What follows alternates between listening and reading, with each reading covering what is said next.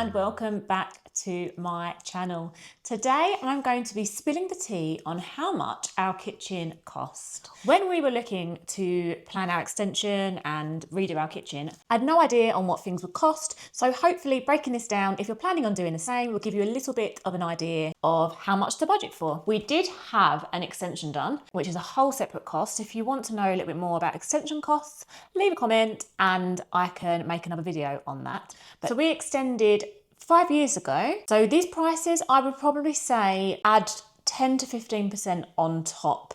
Prices have unfortunately gone up a little bit since then. Some things will probably have stayed the same, but a few things would have gone up. I would always say as well, have at least 20% extra on top of what you think anyway, because there's always unexpected costs. So starting off with the kitchen cupboards and units. So we had a tiny kitchen before. We couldn't really save any of like the shell of the cupboards. We did manage to save 2 or 3 of the shelves, but the rest of the kitchen was completely brand new because it just wouldn't fit in the space. But if you can save your old cabinets, that is going to save you a huge amount of money. Our kitchen is from Howdens.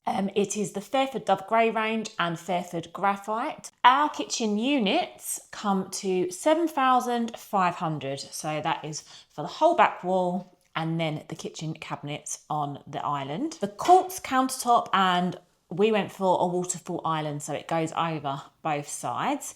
This came to £3,000. This was Bianco Chiara Quartz. It is 3 centimetres thick.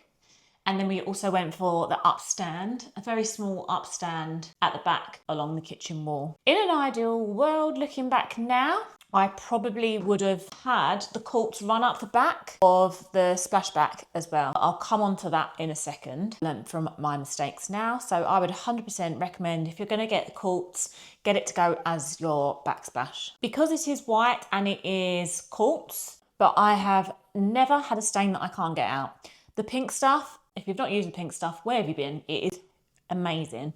So coffee stains, curry stains, anything like that, it takes it straight up. The next is our herringbone floor. So our flooring is desert oak herringbone from Floor Street. I was completely set on having herringbone floor. We had quotes for LVT and it was just coming in so expensive. And then my husband actually found Floor Street, ordered a sample, and it was perfect. So it is laminate floor and it is very DIY friendly. The whole downstairs of the kitchen, and then we've got a dining booth that goes off area, was £1,200, and we was quoted for LVT floor about 12 grand, so a humongous saving. I love the colour. We have got it the whole way through our house, the whole of downstairs, in our bedroom. Every room has basically got desert oak floor, and they do it in straight planks as well. So we've got straight plank upstairs and then herringbone running the whole way through downstairs. But yeah, it's pretty simple to do yourself. If I can do it,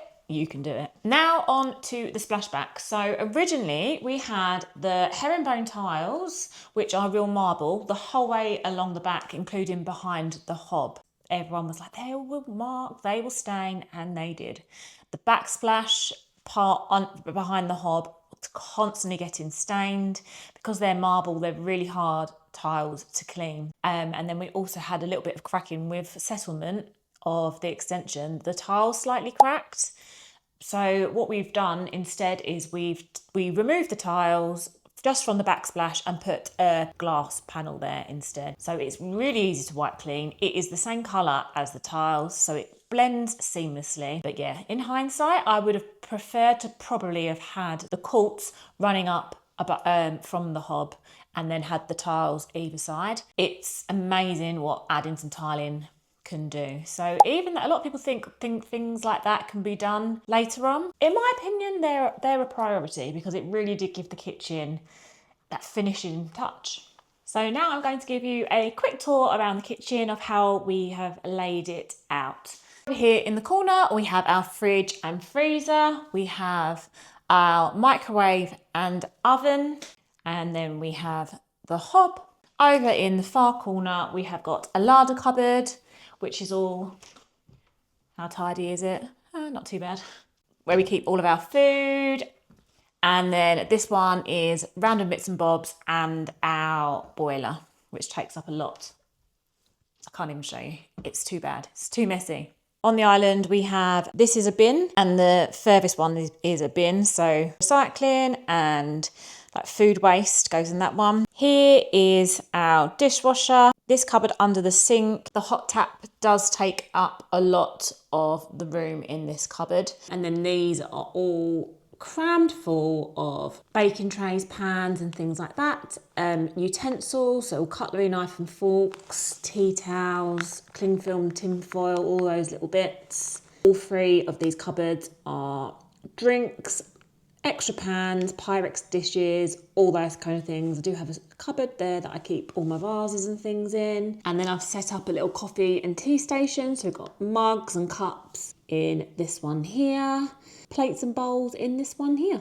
I do really like the layout of this kitchen. I don't really have any regrets. A lot of people do say, don't get a sink on your island, you'll regret it. I haven't regretted it one bit. I think if we had our sink on the other side, it would just be too much going on over there.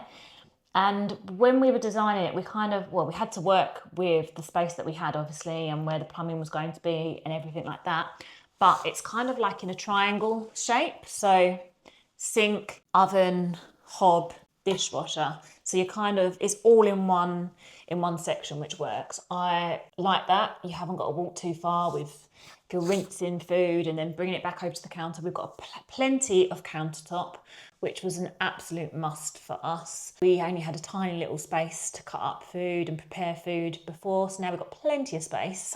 I have zero regrets with how we've designed the kitchen in terms of where we've placed appliances and things like that. So I hope you found this helpful if you are planning to extend or redo your own kitchen. This gives you a little bit of an insight into how much things cost when you're planning a big project. Like, subscribe if you want to see more content like this, and I'll see you soon. Bye.